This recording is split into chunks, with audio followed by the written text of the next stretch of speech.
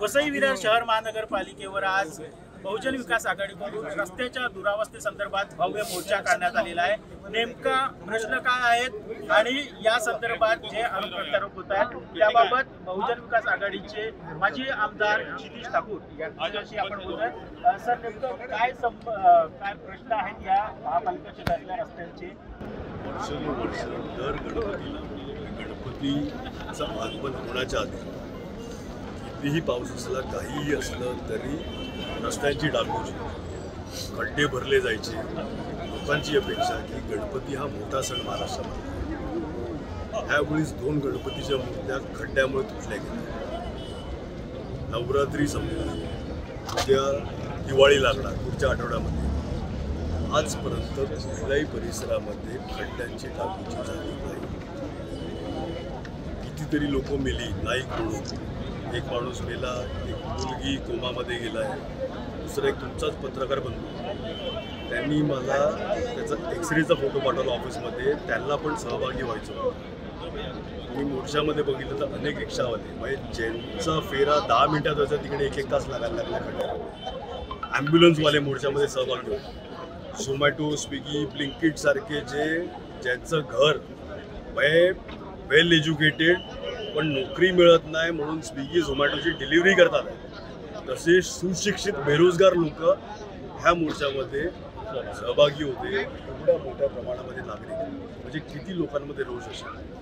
तुम्ही रस्त्यांच्या त्याच रस्त्यांवर 3-3 वेळा कंत्राटे काढलेले आहेत आणि तुमच्या मोर्चाची चाहूल लागल्यानंतर तुम्ही सांगितलं आणि त्याच्यावरच MMRDA पण काम करताय, तर काय हा नेमका घोटाळा आहे? एक्झिस्टिंग कॉन्ट्रॅक्ट हे माझ्या माहितीनुसार जे अधिकाऱ्यांनी मला माहिती दिली, पॅचवर्कचं मार्चपर्यंत टेंडर आहे। तेच काम नवीन अंदाजे 70 कोटीचं तेच काम 60 दिवसासाठी नवीन टेंडर निघालाय 2 तारखेला। तेच रस्ते तिसरं टेंडर 55 कोटीचं की ते रस्ते डांबरीकरण करणे हे तिसरं टेंडर। आणि जे आम्हाला स्थानिक विधायकांनी सांगितलं, ते रीलच्या माध्यमातून आलं आहे, विधायक सांगितलं म्हणजे रीलमध्ये कोणीतरी पत्रकारांनी दाखवलं की MMRDA तो रस्ता कॉन्क्रीटचा करून घेणार। म्हणजे एक रस्त्यावर एक्झिस्टिंग टेंडर ऑलरेडी आहे, ते कॅन्सल करायचं झालं, नवीन टेंडर त्याच रस्त्यावरचं, तिसरं टेंडर डांबरीकरणचं त्याच रस्त्यावरचं आणि MMRDA चौथं काम। म्हणजे एका रस्त्यावर शासनाने किंवा महापालिकांनी किंवा MMRDA किती खर्च करायचा? तुम्ही नवीन टेंडर काढतात, काढा, जुनं रद्द करा। महापालिका करते, मग MMRDAचा पैसा कशाला? आणि आमची तर अपेक्षा आहे की महापालिकेचा खर्च कशाला MMRDAनेच केला पाहिजे। महापालिकेचा खर्च कशाला तुम्ही हे वाया घालवता? MMRDA तुम्ही डिक्लेअर केला की कॉन्क्रीटचे रस्ते करणार आहे, पण डांबरीचा रस्ता महापालिकेने का करावा? एकदाच कॉन्क्रीटचा होऊन द्या ना। मला काही समजलंच नाही की याच्यात काय घोळ चालू आहे। तुम्ही जी यादी दिली ती बरीचशी कामं तुमच्या याच्याप्रमाणे फॉलोअप झालेला होता आणि आता कुठेतरी श्रेय घेण्याचा प्रयत्न होतोय।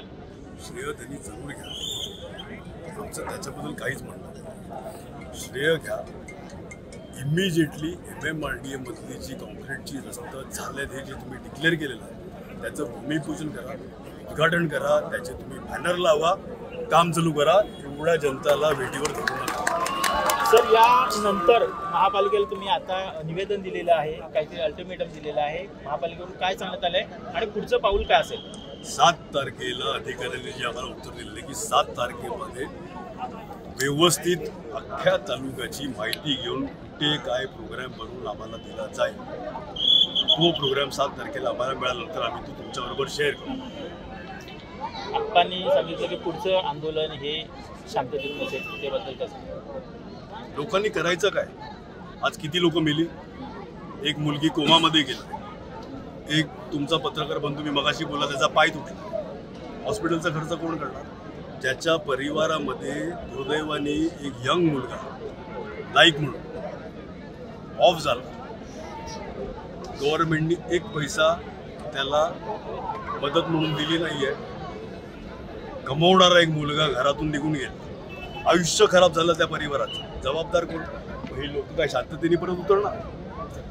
नक्कीच रस्त्यांची अवस्था वाईट आहे आणि याच्यात निष्पाप लोकांचे बळी जात आहेत आणि त्यामुळं जर रस्ते झाले नाही तर या पुढचं आंदोलन हे अतिशय आक्रमक असणार असल्याचं क्षितिज ठाकूर यांनी सांगितलं आहे. NDTV मराठीसाठी महेश गोयल मनोज सातवी विराज.